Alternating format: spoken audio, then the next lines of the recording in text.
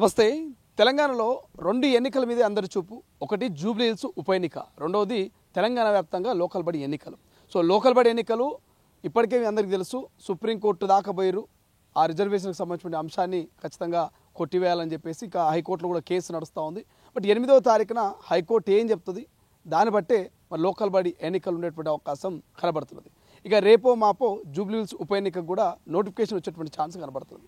రేపు ఒకసారి మాట్లాడే ప్రయత్నం చేద్దాం. జూబ్లీ హిల్స్ ఉప ఎన్నిక కావచ్చు, లోకల్ బడి ఎన్నిక కావచ్చు, ఎట్లా జరగబోతున్నది, ఎట్లున్న అవకాశం ఉంది. సో మనతో పాటు బీజేపీ నేత రాజయ్య యాదవ్ ఉన్నారు, కేసీఆర్కు అత్యంత సన్నిహితుడు. మాట్లాడే ప్రయత్నం చేద్దాం. సార్, ప్రధానంగా లోకల్ బడి ఎన్నికలు. సో లోకల్ బడి ఎన్నికల గురించి ఇప్పటికే చాలామంది కోర్టులకు పోయారు. బీసీ రిజర్వేషన్లు రాజ్యాంగబద్ధంగా లేవు, కొంత వ్యతిరేకంగా ఉన్నవి, కొట్టివేయాలని చెప్పేసి కోర్టుకు పోయినటువంటి పరిస్థితి. సో చాలామంది అభ్యర్థులు కన్ఫ్యూజన్లో ఉన్నారు. ఈ ఎన్నికలు జరుగుతాయా, జరగాయా, ఏం జరగబోతున్నారు, కన్ఫ్యూజన్లో ఉన్నారు. ఏం చెప్తారు అభ్యర్థులకు? ఎన్నికలు జరుగుతాయి, కానీ ఇప్పుడు ఈయన మన ముఖ్యమంత్రి గారు ఏదైతే 42% నా రాహుల్ గాంధీ కోరిక, నా స్వప్నం, ఇవన్నీ బయట ముచ్చట్లే. ఇదంతా తూతూ మంత్రం, తుమ్మకాయ మంత్రం అని. ఇది బయటిదే ముచ్చట. కోర్టులు కొట్టేస్తాయని రేవంత్ రెడ్డి గారికి తెలుసు. తెలిసి ఉండి కూడా మత ప్రాతిపదికన కోర్టులు ఒప్పుకోవు కాబట్టి ముస్లింలని ఇలా కలిపిండు, కొట్టుడు పోయేటట్టు చేసిండు. ఇవాళ నీకు సుప్రీంకోర్టు చెప్పిందంటే ఏందన్నట్టు, నువ్వు పోవా మీ ఇంటికాడ చెప్పుకోపో అని. నువ్వు హైకోర్టులో చెప్పుకోవా ఈ ముచ్చట. హైకోర్టు ఏమంటుందో ఇక మీకు తెలుసు కదా. మత ప్రాతిపదికమైన ఒప్పుకోవు రిజర్వేషన్స్ కాబట్టి ఈ రిజర్వేషన్ కొట్టేస్తారని తెలిసే ఈ విధంగా మన ముఖ్యమంత్రి గారు దాన్ని ఒక ఘన విజయంగా చూపెట్టిండు. నేను ఇది చేసినా అది చేసినా అని కంకణం కట్టుకున్నాడు. బీసీ కంకణం ఆయనకి ఇష్టం ఉంటుంది. వట్టిల్లి ఏని ముచ్చట, కడుపులో ఒకటి ఉంటుంది, కావాలిచ్చుకుంటుంది కడుపులు లేనిది. అందుకని అది కాదు. కానీ పాత రిజర్వేషన్స్ పక్కా, ఎన్నికలవుడు పక్కా. ఎన్నికల్ని ఎవరు ఆపలేరు, కానీ పాత రిజర్వేషన్ అవుతుంది. ఎందుకంటే 3 నెలలో 4 నెలలకు అవుతాయి ఎన్నికలు. ఎందుకంటే ఎన్నికలు కాకపోతే ఆయనకి వెళ్ళేటట్లేదు సంసారం. ఎందుకంటే స్ట్రీట్ లైట్లు వెలిగాయి, కారోబార్ జీతం వెళ్ళది. కాబట్టి తప్పనిసరి చేయాలి. ఇంకా అంటే ఆ ఫండ్స్ అన్నీ రిలీజ్ కావాలి కాబట్టి, రాజ్యాంగబద్ధంగా ఉన్నటువంటి వ్యవస్థ కాబట్టి, అది పంచాయతీరాజ్ చట్టంలో ఉన్నటువంటి వ్యవస్థ కాబట్టి ఖచ్చితంగా ఎన్నికలు చేస్తాడు. కానీ ఇవాళ యువకులు నడుం కట్టాల్సిన అవసరం ఏర్పడ్డది. కానీ ఇప్పుడు చాలామంది కన్ఫ్యూజన్లో ఉన్నారు. ఒకవేళ పోస్ట్ పోన్ అవుతుందా, లేకపోతే ఈ రిజర్వేషన్లు మారుతాయా, ఎన్నికలు జరగాయా. కొంతమంది మొన్న ఈటెల రాజేందర్ గారే మాట్లాడారు, ఖర్చులు చూసి పెట్టుకోరి, దసరాకు దావత్ లేకూరి, జరుగుతాయో అని ఒక కన్ఫ్యూజన్ క్రియేట్ చేశారు బీజేపీ పార్టీ నాయకులే. సో ఎట్లా వాళ్ళకి ఏం చెప్తారు, ఖర్చుల విషయంలో కావచ్చు, అభ్యర్థి ఎంపికల విషయంలో కావచ్చు? ఇప్పుడు ఖర్చులు పెడితే మాత్రం గెలుతారా? ఖర్చుల పాలు కావద్దు. ఎవ్వడు ఖర్చు పెట్టినా కూడా యోగ్యుడైన యువకులను యోగ్యుడినే చూసి ఎన్నుకుంటారు. ఎవరినైనా కూడా ఎన్నుకోరు. కడు జాగ్రత్తగా ప్రజలు ఉన్నారు కాబట్టి ఖచ్చితంగా యువతరం గెలిచి తీరుతుంది. ఎట్లాంటి ఊరికి సర్పంచ్గా పెడితే బాగుంటుంది, ఎట్లాంటి ఎంపీటీ జెడ్పీటీసీగా ఎన్నుకుంటే బాగుంటుంది? మచ్చలేనోన్ని మరకబడనోన్ని ప్రలోభాలకు గురిగాకండి. ఎందుకంటే గ్రామ పంచాయతీలో అనేక అవసరాలు ఉంటాయి. మచ్చలేని నాయకులను, యువతరాన్ని ఎన్నుకుంటే మంచిది. ఎన్నుకుంటే వాడు దేనికో అక్కరకత్తడు, ఏ ప్రలోభానికి గురిగారు. ఇదివరకు పార్టీలకు అతీతంగా జరిగేది ఈ ఎన్నికలు, సర్పంచ్ ఎన్నికలు పార్టీలకు అతీతంగా జరిగేది. ఎవర్రా మన దగ్గర బుద్ధివంతుడు, మన ఊరును చూసే నాదుడే వర్రా, మన ఊరును చూసే నాదుని ఎంకులాడుకుందామని ఎంకులాడుకునేది.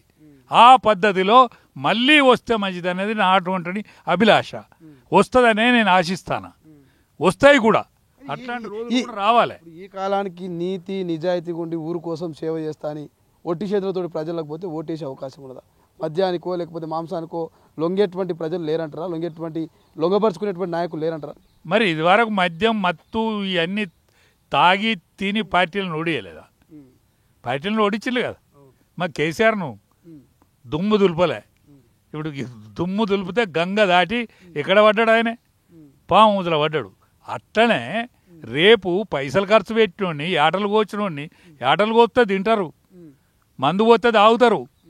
కానీ వీడు ఇయ్యాలనే ఇది పెడతాడంటే వీడు మన సొమ్ము కోసం వీడు కాసుకున్నారా అని అనుకోరా. ఈదాకేసి తాటాకి దొబ్బతట్టున్నది వీడు అన్నో, కానీ వీని సురుకు పెట్టాలరా అనుకుంటారు. సురుకు పెట్టాలా కూడా. తాపితే తాగుతారు, తినబెడితే తింటారు. ఓటేసేదిక్కు ఓటేస్తారు, ఓటేసేదిక్కు ఓటేస్తారా. అట్లాంటి రోజులు వస్తాయి. అందుకనే గరీబ్ యువకుడు, యోగ్యుడైన యువకులు ఇవాళ ఆలోచించాల్సిన అవసరం ఉన్నది.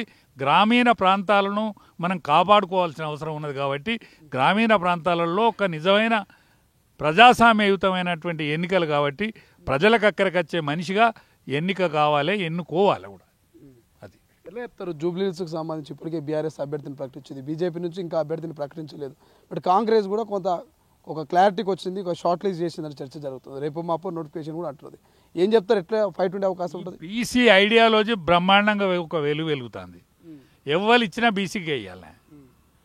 ఇప్పుడు టీఆర్ఎస్ గెలిచేది లేదు, టీఆర్ఎస్ అయితే గెలిచేది లేదు. ఇప్పుడు ఆమెకి ఇచ్చిండ్రు, ఏమని ఇచ్చిండ్రు, ఆయన భార్య అని ఇచ్చిండ్రు. సచ్చిన సానుభూతి దొరుకుతుందని. చచ్చిపోయినా సానుభూతి దొరకాలి. పాపం చచ్చిపోయిండు ఆయన, కానీ బీమార్ అయి చచ్చిపోయిండు. ఆయన ఎవరిని చంపలే. సంపుతనో ఈయన భార్యను పెడితే అక్కడికచ్చు. అది ఎలిసిపోయి ఉన్న రకం. ఇప్పుడు మన ఎవరు కేసీఆర్ అయితే రాడు ఉప ఎన్నికకు, ఆయనకు శాతనైతే లేదు. కొడుకే చెప్పాలి. ఆ కొడుకు తొనికిసలు ఆడుతుంది. ఏంది కళ్ళల్లా గర్వం తొనికిసలు ఆడుతుంది. ఆయన మాట ఎవడు పట్టించుకుంటాడు? ఎవరు ఓట్లు ఎత్తారు? అందుకనే 2 జాతీయ పార్టీలకు అవకాశం ఉన్నది. అది దత్తాత్రేయ బిడ్డకిస్తే మంచిది. దత్తాత్రేయ బిడ్డకిస్తే ఇయ్యకపోతే ఇది ఉత్తెన్నిక అవుతుంది బీజేపీ కూడా. దత్తాత్రేయ బిడ్డది కానీ నేను అంటానా, ఆయన మనసులో కూడా ఉన్నది. ఆయన 2 సార్లు పార్లమెంట్ మెంబరు, ఆ ఏరియాకు 2 సార్లు పార్లమెంట్ మెంబరు. సికింద్రాబాద్ పార్లమెంట్ కిందికి వస్తుంది. అది ఇయ్యకపోతే మళ్ళీ ఇంకేవాళ్ళన్నా పెట్టింది అనుకో, కాంగ్రెస్ కొట్టుకోపోతుంది. కాంగ్రెస్లో ఎవరికి బాగుంటుంది? శ్రీశైలం కొడుకు యాదవ సామాజిక వర్గమే కాదు, వాళ్ళ కష్టానికి సుఖానికి ఎవ్వనికి ఆపదొచ్చినా సంపదొచ్చినా, ఎవ్వని ఇంట్లో సావు ఉన్నా పెళ్ళి ఉన్నా ఏదున్నా ఏ కష్టం వచ్చినా వాళ్ళు ముందటుంటారు. పోలీసు వాళ్ళు ఆడ అతికెత్తారు. ఏంది ఇక్కడ పంచాయతీలు చెయ్యొద్దు అని పోలీసు వాళ్ళే పోయి మళ్ళీ పంచాయతీలు చేయించుకుంటారు. సినిమా యాక్టర్లు పంచాయతీలు చేయించుకుంటారు. అందరికి కూడా వాళ్ళు ఆదుకుంటారు. కష్టానికి సుఖానికి పేదోనికి సాధోనికి ఆదుకునేదే వాళ్ళు. వాళ్ళకే అవకాశం, మెరుగైన అవకాశం. అక్కడ బీసీలకు ఇచ్చే అవకాశం ఉందా? కొంతమంది రెడ్డిల పేర్లు కూడా వస్తున్నాయి. పేర్లు వస్తానే కానీ ఇప్పుడు ఒకటి అయితే తప్పింది. ఎవరిది? అజారుద్దీన్ తప్పింది కదా. అజారుద్దీన్ తప్పినాక అజారుద్దీన్ మళ్ళీ యూటర్న్ ఇచ్చిన ఆశ్చర్యపోవాల్సిన అవసరం లేదని ఒక చర్చ కూడా జరుగుతున్నది. ఏ చర్చలు జరుగుతాయి? ఆ ఊర్పు మళ్ళీతానం ఇదంతా. దబ్బున ఈ గొల్లోడు ఎక్కడవుతాడో అనే భయం కూడా. భయము భక్తి 2, ప్రేమ ఇవన్నీ ఉంటాయి. కానీ లీడర్లకు ఉంటుంది కదా కొంటతనం. ఇప్పుడు మన అసెంబ్లీ ఎన్నికల జిహెచ్ఎంసీ మొత్తంలో కూడా బీఆర్ఎస్కే సీట్లు వచ్చినాయి, ఎమ్మెల్యే సీట్లు. ఇప్పుడు అప్పుడున్న పట్టింపు లేదంటారా బీఆర్ఎస్కి? ఇప్పుడు ఎందుకు జూబ్లీ సొంతం చేసుకోలేదండి? ఆనాడు బీఆర్ఎస్ వేరు కదా, ఈనాడు బీఆర్ఎస్ తొరిపోయింది కదా. ఇప్పుడు వాళ్ళ దాంట్లో వాళ్ళే మేము అవినీతి పరులం అంటే, మా బావ అవినీతి పరుడు అంటే ఆమె చెప్తాంది కదా. ఇప్పుడు మా మా మా కుట్ర కుతంత్రాలతో ఉంటుంది టీఆర్ఎస్ అని వాళ్ళే చెప్తాను కదా. ఆనాడు బీజేపీ చీల్చుకున్న ఓట్లతోని టీఆర్ఎస్ గెలిచింది. ఆనాడు టీఆర్ఎస్ గెలిచింది. ఇవాళ బీజేపీ రంగంలో ఉంటుంది, బీజేపీకి మంచి పొజిషన్ ఉంటుంది. కాబట్టి బీజేపీ కోట్లు పడతాయి, కాంగ్రెస్ కోట్లు పడతాయి తప్ప టీఆర్ఎస్ కోట్లు పడాయి. టీఆర్ఎస్ పని ఖతమైందా? దాని పని ఒడిచిన ముల్లే. లేకపోతే కేసీఆర్గా ఫామ్ హౌస్లు ఉంటాడా హీరో? పులి అన్నదానికి అది లేతుందా? లేవది, అది అయిపోయింది. దాంట్లో ఏం చెప్తారు ఫైనల్గా? ఈ లోకల్ బాడీ ఎన్నికల మీద అయితే ఇంట్రెస్ట్ బాగున్నది, ఈ జూబ్లీహిల్స్ లోకల్ బాడీ. ఈ అభ్యర్థుల మీదే కొంత గ్రామాల్లో చర్చ జరుగుతున్నది. ఎవరిని పెట్టాలి, ఎవరిని పెట్టవద్దు, ఎవడు మంచోడు, ఎవడు షెడ్యూడు అంటున్నాడు. చాలా రోజులు మీరు రాజకీయాల్లో ఉన్నారు కదా, ఎవరిని పెడితే బాగుంటుంది? ఊళ్ళలో పాత రిజర్వేషన్ ప్రకారమే ఎన్నికలు జరుగుతాయి. ఖచ్చితంగా యువతరం బ్రహ్మాండంగా ఉన్నది. ఆ యువతరం గెలుస్తుంది. ఎవడు ఖర్చు పెట్టినా కూడా నమ్మరు. ఖర్చు పెట్టినోడు తింటారు ఎవరినైనా. ఎందుకంటే ఆయన అయ్యే సొమ్ము కాదని అనుకుంటారు కదా. ఎందుకంటే మొన్న 1500 రూపాయలు మాకు కేసీఆర్ ఇచ్చేదాక 2000 ఇచ్చినా తీసుకున్నారు, ఆయన ఓడిచ్చారు. ₹1 లేకుండా కాంగ్రెస్ దగ్గర దొరకలే వాడు క్యాండిడేట్, అయినా వాడు గెలిచిండు. అయినా వాళ్ళు గెలిచిండు. ఇవాళ పైసలు ఉన్నోడు గెలుతాడు అనేది అబద్ధం. ప్రజలు చాలా తెలివి మీరిళ్ళు, చాలా తెలివి కల్లోళ్ళు. తెలంగాణ ప్రజానీకం చాలా కెపాసిటీ ఉన్న ప్రజానీకం కాబట్టి నేను చేతులెత్తి దండం పెట్టి చెప్తానా, యువతరాన్ని ఎన్నుకోండి.